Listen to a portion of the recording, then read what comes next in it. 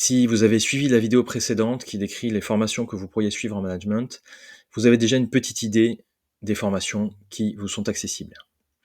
Mais lesquelles pourraient vous être utiles en fonction de votre situation? C'est justement ce que nous allons voir dans cette vidéo, où nous analyserons celles qui pourraient vous intéresser en fonction de votre poste actuel et de votre maturité. À tout de suite.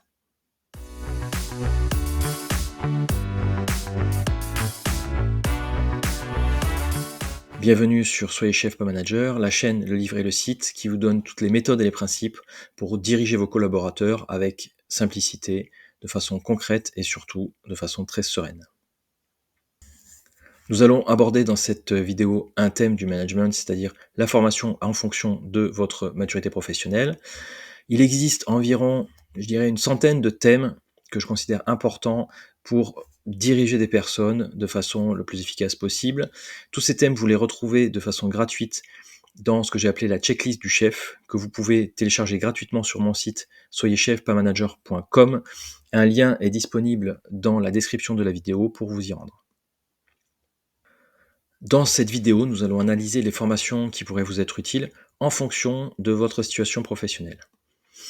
Si vous suivez cette chaîne, il y a des chances que vous apparteniez à une des 3 catégories suivantes. La première catégorie, ce sont les jeunes managers qui se destinent à ce type de fonction et qui sortent d'école et qui n'ont jamais ou travaillé ou assez peu. La deuxième, ce sont des gens qui généralement ont déjà une petite expérience de l'entreprise, ou d'une institution quelconque et qui souhaitent justement, devenir, manager ou diriger des gens. Ou bien vous faites partie, des jeunes entrepreneurs qui avaient monté votre business, tout seul et votre business grossissant, vous avez besoin d'embaucher des gens et d'avoir justement trouvé un certain nombre de clés pour pouvoir les diriger au mieux. En fonction de ces différentes catégories, vous n'avez pas forcément, besoin des mêmes formations ou en tout cas, la recherche elle est probablement un peu différente et justement je vais essayer de vous conseiller. Dans le premier cas, c'est-à-dire que vous êtes un jeune manager qui sort d'école, vous avez peu d'expérience déjà du métier, de l'environnement professionnel, peu d'expérience aussi dans la direction de personnes forcément et donc moi je vous conseille de vous former autant que possible à toutes les techniques, hein, de gestion d'équipe, de réunion, les techniques les plus élémentaires, d'organisation, aussi de gestion des conflits et notamment des outils et des techniques qui peuvent vous faire gagner du temps et vous apprendre à déléguer. Ne négligez pas non plus tout ce qui peut toucher le développement personnel, hein, tout ce qui peut vous donner plus de sérénité, vous apporter un meilleur équilibre, une meilleure réflexion sur vous-même, travailler pourquoi vous vous dirigez vers ces postes. Parce que dans les moments difficiles, en fait, le sens, la raison pour laquelle vous avez ce type de métier, c'est ce qui vous fera tenir. En tout cas, ça sera un fil conducteur et ça vous permettra justement de résister et de traverser les périodes difficiles, parce qu'il y en aura certainement. Le sens aussi, c'est ce que vous allez donner aux autres, c'est ce qui vous permettra de les tirer vers le haut et de leur montrer, l'issue au bout du tunnel. Deuxième catégorie de personnes, vous êtes quelqu'un qui a déjà une bonne expérience professionnelle et qui vous destinez vers un poste de manager que vous avez déjà eu ou que vous voulez, retrouver. Les formations précédentes que je viens de décrire sont toujours utiles parce que vous apprendrez toujours quelque chose, même si vous connaissez 80 il y a peut-être 20 où, vous découvrez ou vous avez oublié. Néanmoins, vous avez, je pense, toute le recul pour vous destiner sur des formations, alors en fonction des postes que vous allez faire, mais des formations qui touchent des aspects beaucoup plus larges, beaucoup plus vastes, beaucoup plus diffus. Je pense notamment à tout ce qui est gestion des risques, transformation numérique, gestion du changement, système d'amélioration continue, c'est-à-dire des formations qui touchent en même temps un aspect très méthodologique et en même temps qui touchent évidemment à l'aspect très humain de la résistance au changement, de la difficulté de changer un petit peu les habitudes. Et donc, comme vous avez pratiqué déjà, vous voyez toute la difficulté, et peut-être que vous avez vous-même résisté, enfin comme n'importe qui, vous voyez toute la difficulté justement de changer une organisation plus vaste, et donc là vous vous élevez à un niveau à diriger pas forcément 3 ou 4 personnes, mais quelques dizaines de personnes, et même si vous faites partie d'une équipe petite, d'avoir cette vision beaucoup plus large en fait sur l'organisation en tant que telle, et toutes les difficultés de transformer l'organisation, de l'accompagner, de, de, de la former, de tirer le meilleur en fait de chacune des personnes, ça vous aidera beaucoup à comprendre vos propres chefs et à orienter en fait vos équipes dans le sens de l'entreprise, de l'organisation. Troisième catégorie, vous êtes un self-made man, vous êtes quelqu'un qui a construit son entreprise, qui est parti de rien, qui a petit à petit, s'est établi en fait, dans le marché et vous avez besoin de recruter, de créer des équipes, vous voyez que votre affaire marche bien et donc vous êtes amené à diriger des gens. Alors c'est quelque chose dont pour lequel vous n'avez pas forcément eu de formation, qui n'est pas forcément naturel pour vous et mais en tout cas sur le côté business, vous y connaissez très bien et vous maîtrisez parfaitement votre affaire. Donc là, les premières formations sont aussi bonnes, c'est-à-dire comment diriger des réunions, quels sont les outils justement pour organiser, gérer vos flux internes, gérer, vos processus. Ça, je dirais que c'est la base.